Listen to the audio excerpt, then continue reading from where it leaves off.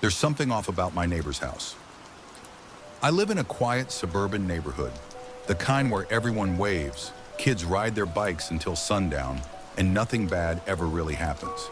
At least, that's what I thought. There's a house down the street that's been empty for as long as I can remember.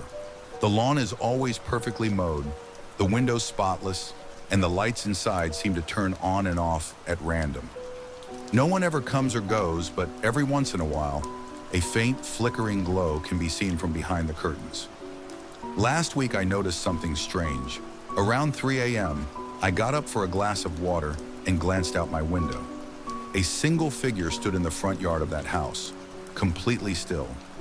It was too dark to see any details, but I could tell it was a man, just standing there, watching. The next morning, there was no sign anyone had been there. No footprints in the dewy grass. No cars parked nearby. But something about the house felt different, like it was aware that I had seen something I wasn't supposed to. A few nights later, I was in bed when I heard a knock. Not at my front door, at my window, my second-story window. My blood turned to ice. I didn't move. I didn't breathe. I just lay there, staring at the shadows dancing across my ceiling. Another knock, slow, deliberate. I finally gathered the courage to peek through the blinds. My stomach dropped. There was a man standing in my yard, the same one from before, but this time he was grinning. His face was pale, almost gray, and his eyes were too large for his face, sunken deep into his skull. His grin stretched too wide, like it had been cut into his skin. Then, as if sensing me watching, he lifted a hand and waved. I slammed the blinds shut and locked my bedroom door. Sleep was out of the question. By morning, he was gone. I tried to tell myself I imagined it, that I was overtired, or maybe it was just a weird trick of the light.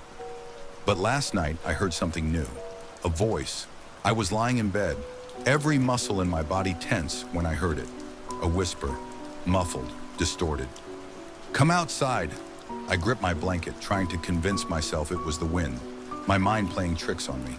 But then, the whisper came again, closer this time. "I see you."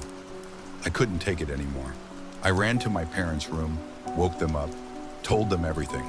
My dad grabbed his bat and stormed outside, checking every corner of the yard. But there was no one there. No footprints. No signs of anyone ever being there. That house, the one that's supposed to be empty, had its front door slightly ajar. Just a crack, like it was inviting me in. Tonight I'm sleeping with every light on, but I have a sinking feeling that won't help. Because as I write this, there's another knock at my window,